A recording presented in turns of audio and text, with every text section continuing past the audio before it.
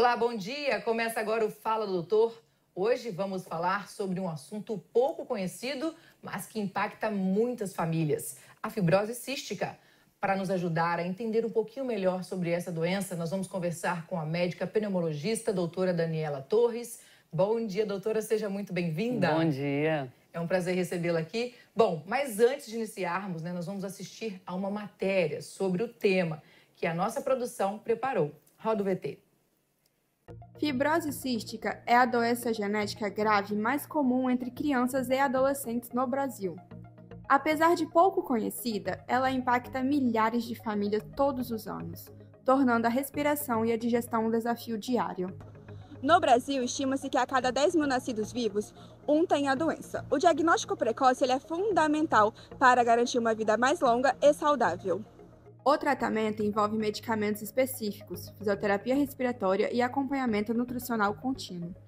A rotina diária e a adesão ao tratamento são essenciais para que os pacientes possam levar uma vida mais ativa e com qualidade. A fibrose cística ainda é pouco conhecida, mas informação e diagnóstico precoce fazem toda a diferença na vida das crianças e adolescentes que vivem com a doença. Bom, nós acabamos de ver na matéria um panorama sobre a fibrose cística. Agora, para aprofundar o tema e entender melhor os desafios enfrentados pelos pacientes, nós vamos conversar com a médica doutora Daniela Torres, que é pneumologista e vai responder um pouquinho para a gente sobre as dúvidas aqui dos nossos telespectadores e também nossa. Doutora, por que então, o que é na verdade a fibrose cística e por que ela comete especialmente as crianças? Então, a fibrose cística ela é uma doença genética hereditária, ou seja, a criança herda um gene mutado, tanto do pai quanto da mãe. Essa mutação, ela causa alteração numa proteína chamada CFTR. Essa proteína se encontra em todas as células do nosso organismo e é ela que regula a entrada de água e de sal das células. Com isso, o que acontece? Toda a secreção produzida pelo nosso organismo, ela é uma secreção mais pegajosa, mais espessa. E aí vai trazer todos os impactos da doença nos órgãos do nosso corpo. Os dois órgãos mais acometidos são o pulmão e o pâncreas. Então, essa secreção espessada, ela se acumula no pulmão, o paciente se torna um tossidor crônico e com infecção respiratória de repetição. E no pâncreas, ele também altera a função pancreática, então o paciente ele tem dificuldade de absorção dos alimentos, tem muita diarreia e com isso dificuldade de ganhar peso e de crescimento. Com relação às crianças, quais são os principais sintomas, os primeiros, na verdade, que os pais devem observar na criança? Então, como eu expliquei para vocês, a fibrose cística é uma doença congênita, então a criança já nasce com essa doença. E a gente tem várias formas de fibrose cística, desde as mais graves até as mais leves. Na fibrose cística clássica, na fibrose cística mais grave, a criança vai ser uma criança tossidora crônica, com bastante secreção. É uma criança que tem infecção respiratória de repetição, ou seja, várias pneumonias. Além disso, pode ter várias sinusites e acompanhado desse quadro respiratório, a criança também tem um quadro digestivo, que é de diarreia. Essa diarreia é uma diarreia volumosa, com gordura nas fezes. E, devido a isso, tem uma dificuldade de absorção dos alimentos. Então, são crianças que são muito magrinhas e têm dificuldade de crescimento, né? Então, tem uma baixa estatura. Na maioria dos casos, elas têm todos esses sintomas ou geralmente é um ou outro? Depende da criança também, né? Isso depende da classificação da fibrose cística. Nós classificamos a fibrose cística em 7 classes. Então, nós temos as mais graves, que são a 1, 2, 3 e 7. E temos as mais leves, que são a 4, a 5 e a 6. Na fibrose cística grave, clássica, a criança vai ter todas essas manifestações. E aí, por isso que é importantíssimo fazer o diagnóstico precoce. E como é que faz esse diagnóstico precoce? No Brasil, existe aí neonatais obrigatórios? Isso. No Brasil, desde os anos 2005, 2007, mais ou menos, os estados começaram a implementar no teste do pezinho a triagem para a fibrose cística. Aqui no Espírito Santo, especificamente, a gente começou a partir de 2009. Então, Todas as crianças, a partir de 2009, são triadas para fibrose cística. Se vier positivo no teste do pezinho, essa criança vai ser encaminhada para realizar o teste do suor, que é o teste padrão ouro para diagnóstico, e posteriormente o teste genético. Agora, doutora, a família recebeu esse diagnóstico. E aí, como é que a família fica preparada para cuidar dessa criança? Quais são os principais desafios? Sim.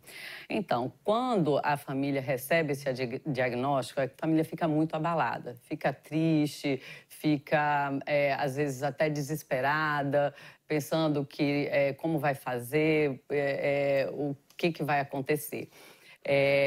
Então, é muito importante que essa família tenha um apoio de uma equipe multidisciplinar para que possa ajudá-los nessa caminhada, porque vai ter uma mudança completa, tanto na vida da criança ou do adulto, tá? Porque o diagnóstico também pode ocorrer na vida adulta, tá, gente? Eu não falei muito sobre isso, mas tem pessoas que chegam até a vida adulta sem o diagnóstico de fibrose cística.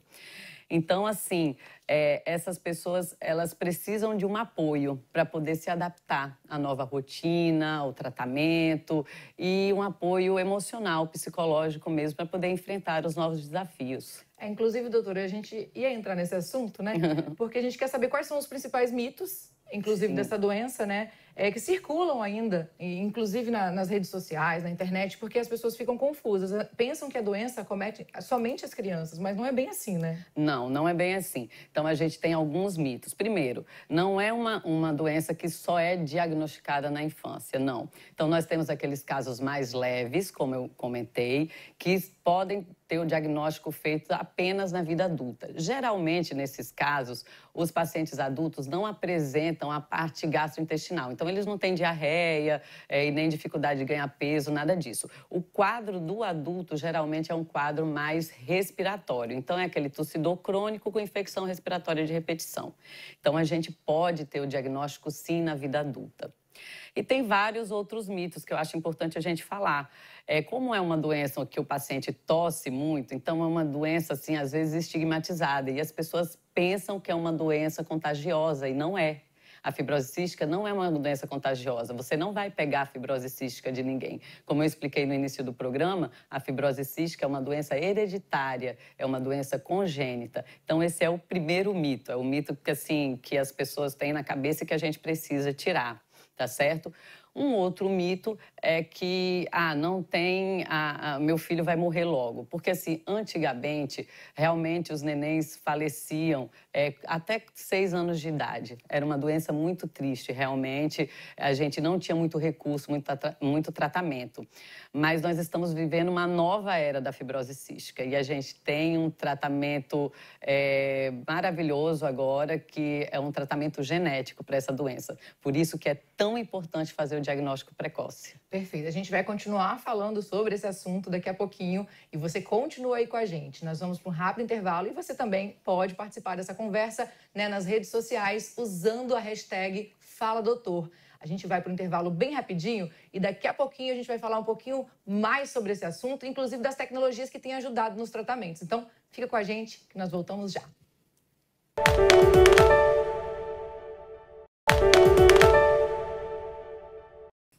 Já estamos de volta com o Fala Doutor. E para você que está chegando agora, o assunto do programa de hoje é fibrose cística.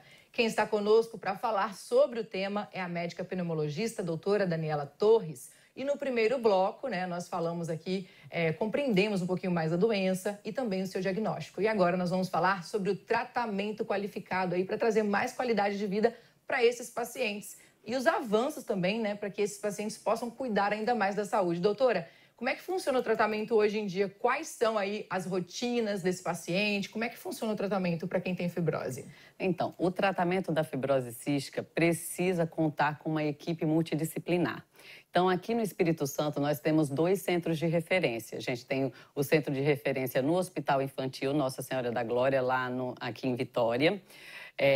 Lá eles contam com mais ou menos 100 pacientes, tá, em tratamento. E temos o centro de referência do adulto, que é no Hospital Dório Silva. Nós contamos com mais ou menos 50 pacientes nesse centro de referência. Os 2 centros são super completos, é tudo custeado pelo SUS, todas as medicações, todos os profissionais, tudo. E neles nós temos fisioterapeuta, nutricionista, assistente social, enfermeiro, psicólogo, pneumologista, gastroenterologista, farmacêutico, microbiologista. Então, assim, nós temos uma equipe completa para poder tratar desse paciente, porque é uma doença complexa que acomete vários órgãos e sistemas e a gente precisa dessa equipe toda para poder fazer um tratamento adequado. E todos esses profissionais, eles trabalham em conjunto, né? Entendendo, né, as necessidades desse paciente e um colaborando da forma que precisa, não é isso? É, isso mesmo. Então, na fibrose cística é super importante o papel de cada um desses profissionais. Nesses centros de saúde, a gente conta também com todas as medicações disponibilizadas pelo SUS. Então, esses pacientes, como eles têm infecção respiratória de repetição, a gente precisa fazer nebulizações para poder fluidificar essa secreção. A gente precisa de antibiótico inalatório para poder controlar as infecções. Da parte gastrointestinal, tem as enzimas pancreáticas, tem os suplementos alimentares, tem as vitaminas, tudo isso é fornecido gratuitamente nos 2 centros de saúde. E quanto mais precocemente a gente inicia esse tratamento, melhor para o paciente. Além disso, a gente conta com fisioterapia, então a gente tem um fisioterapeuta que ensina, que faz fisioterapia lá com os nossos pacientes, tem as consultas com o restante da equipe, então com psicólogo, com nutricionista. Então, é um tratamento bem complexo, mas bem, vamos dizer assim, monitorado. Monitorado, bem elaborado também, porque assim a família pode ficar até um pouquinho mais tranquila, né? Sabendo que tem todo esse combo de tratamento, né? Que o paciente ele vai ter num local específico só para tratar. E em casa manter também a rotina de cuidados, né, doutora? Isso aí. Perfeito. Agora eu quero saber quais são as tecnologias que chegaram para somar ainda mais nesses tratamentos, na qualidade de vida desse paciente. O que mudou de lá para cá? A gente está muito feliz porque a gente vive uma nova era do tratamento da fibrose cística. Nós estamos vivendo a era dos moduladores da CFTR. CFTR é aquela proteína que eu expliquei para vocês que é defeituosa. Então, isso é um tratamento genético. São comprimidos via oral, tá? Que o paciente toma, mas ele age lá nessa proteína que está defeituosa e faz essa proteína defeituosa voltar a funcionar. Então, aquele muco espessado e grosso, ele deixa de ficar espessado, deixa de ficar grosso. E o paciente, ele para de tossir, ele para de ter secreção. A função pulmonar dele melhora completamente. A gente viu, assim, melhoras, assim, de mais de 50% de função pulmonar. Então, assim, é um tratamento super promissor e que nós estamos vendo e vivendo essa vitória. E é um tratamento caro, mas que está totalmente disponível pelo SUS. Então, os 2 centros de referência já estão disponibilizando essa medicação para os pacientes. Por isso que é importante fazer o diagnóstico precoce. O quanto antes a criança começar a utilizar o Trikafta, que é essa medicação, que é o modulador da CFTR, melhor para essa criança, porque ela nem vai desenvolver a doença. O pulmão dela nem vai estragar, o pâncreas dela nem vai estragar, porque ela vai pegar essa doença lá no início. Então, é muito importante fazer diagnóstico precoce. É muito importante procurar o centro de referência para a gente iniciar o tratamento o quanto antes. Agora, para o adulto, que às vezes tem esses sintomas que você citou, ele também pode procurar essa ajuda para ter esses tratamentos, esses benefícios também pelo SUS? Pode, claro. No nosso centro de referência, nós já temos 30 pacientes usando Trikafta. E mesmo esses pacientes que já têm um comprometimento pulmonar importante, eles melhoraram, assim, espetacularmente. Então, são pacientes que tossiam demais, que tinham muita infecção, pararam de ter infecção, pararam de tossir. Pacientes que tinham uma função pulmonar muito deteriorada, melhorou, assim, 30%, 40%. Então, assim, é uma vitória. Então, todos têm que procurar, crianças, adultos, todos. Agora, é importante também o papel da família nesses casos, né, doutora? Porque a gente já falou aqui que o paciente ele precisa dessa rede de apoio, mas independente se ele é criança ou adulto, todo mundo precisa desse apoio, porque pensam que não vão viver muito tempo. Às vezes, o fato de tossir muito, por exemplo, deixa a pessoa um pouco até depressiva, porque não quer sair de casa, porque fica tossindo sempre nos locais públicos e incomoda, né? Então, a pessoa também se sente incomodada. Então, a família também é muito importante, tem um papel importante nesses casos, né? O apoio familiar, ele é fundamental. As mães e os pais, nesse contexto, eles são o suporte dessa criança. E mesmo na vida adulta, o adulto também precisa de família que apoie.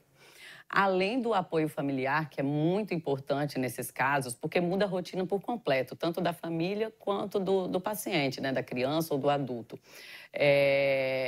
A gente pode contar também com o apoio da sociedade.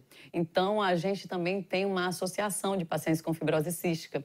E é muito legal também procurar fazer parte dessa associação. Ela se chama AFICES. E lá eles podem conversar, eles podem trocar ideias, eles podem procurar ajuda. E, então, é muito interessante. E a AFICES, ela foi muito importante na luta para conseguir as medicações, para conseguir formar os centros de referência. Então, todos os pacientes que têm fibrose cística também é importante procurar apoio.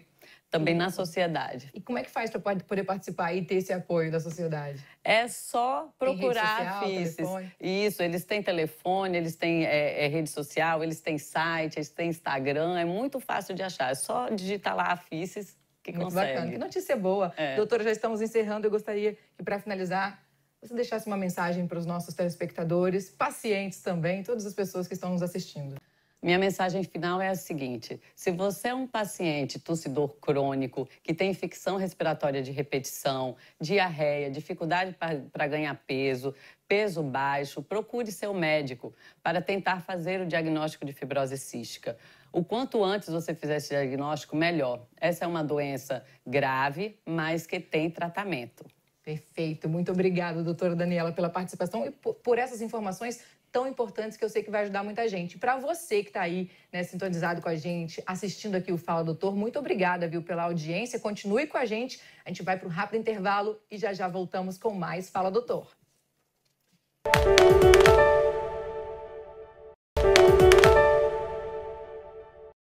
Estamos de volta com o Fala Doutor e o assunto agora é os serviços de saúde que já podem ser encontrados nas farmácias, de exames simples a aplicações de vacinas.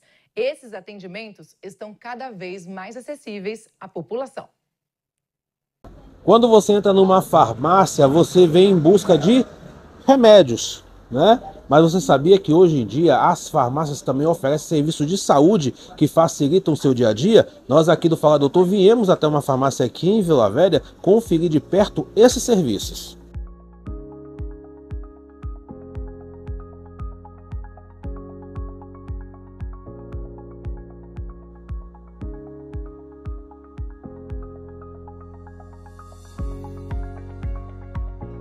Nas farmácias são ofertados aferição de pressão, glicose, teste rápido, tipo da Covid e também de gravidez, além de outros serviços, né? Orientação de balcão. Então tem vários serviços que são ofertados pela farmácia. O mais procurado tem sido a aferição de pressão e também orientação farmacêutica.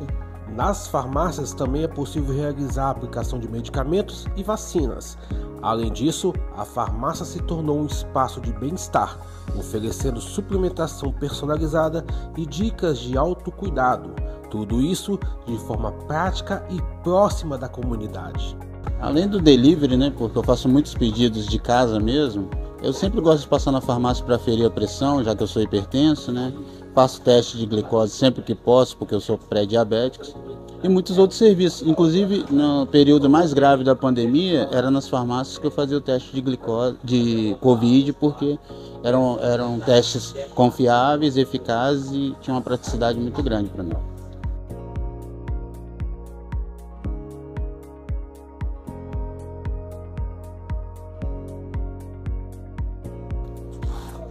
Olha, minha pressão tá ótima e com isso a farmácia passa de ser apenas um ponto de dispensação de medicamentos e passa também a prestar serviços para a sociedade e para a comunidade local, como esses que você viu na nossa reportagem. Bacana. Lembre-se, sempre verifique se o farmacêutico está habilitado e procure orientação profissional ao utilizar qualquer medicamento ou serviço. Cuidar da saúde com responsabilidade é o melhor caminho sempre. E assim, a gente encerra a nossa edição de hoje. Para rever o Fala Doutor, é só apontar a câmera do seu celular para o QR Code que aparece aqui na sua tela. Um ótimo dia, cuide-se e até o próximo programa.